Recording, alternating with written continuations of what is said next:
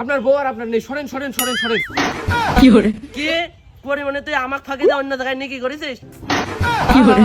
কুস্তি লোনের টাকাগুলো তো গুনে সেব দিয়ে গুনে গুনে চলে গেলা কে? ডেলি ডেলি আমি বাড়ির পাড়ায় মেয়ে লোকের মুখ দেখে দেখে চলে যায় কে? কিস্তির টাকাগুলো পাঠানো যায় না? তোমার বউয়ের মুখ দেখে কি আমি পানি খাবার নাকি? তবে ডেলি ডেলি আসার চাই থেকে আমি একবারে নিয়ে চলে যাচ্ছি, বাড়ি বসে দেখবান। লোন নিয়েছে আমি, তুমি আমারে নিয়ে যাও, আমার বই নিয়ে যাচ্ছ কেন?